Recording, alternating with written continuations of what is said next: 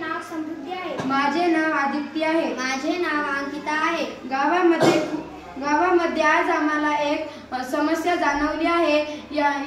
खूप माणसे आजारी पडत आहेत. या समस्या मागे एकच कारण आहे की अशुद्ध पाणी, नदीचे, नाल्याचे, ओढ्याचे सर्व पाणी मातीत मिसळून अशुद्ध पाणी बनते आणि ते माणसे पाणी पिऊ लागले आणि आजारी पडू लागले. गावामधील माणसांची एवढी परिस्थिती नव्हती की ते घरोघरी फिल्टर बसवतील. म्हणून आम्ही तिघींनी एक घरगुती उपाय बनवला आहे. ते आम्ही तुमच्या समोर दाखवणार आहोत.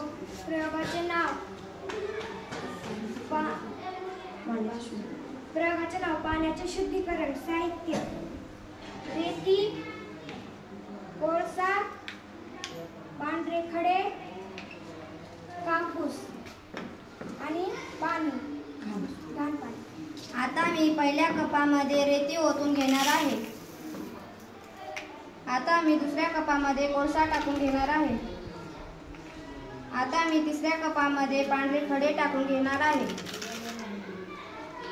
आता मी चौथ्या कपामध्ये कापूस टाकून घेणार आहे. आता मी पहिल्या कपामध्ये पाणी ओतून घेणार आहे. पहिल्या कपामध्ये पाणी ओतल्यामुळे त्यातील घाण खडे त्या रेतीमध्ये अडकतात आणि दुसऱ्या कपामध्ये कोळसा असल्यामुळे त्यातील जंतू कोळसा शोषून घेतो आणि तिसऱ्या कपामध्ये पांढरे खडे असल्यामुळे त्यातील राहिलेले जंतू त्यात अडकतात आणि चौथ्या कपामध्ये कापूस असल्यामुळे त्यातील सर्व घाण त्यात अडकते आणि शुद्ध पाणी पुढच्या ग्लासामध्ये पडते.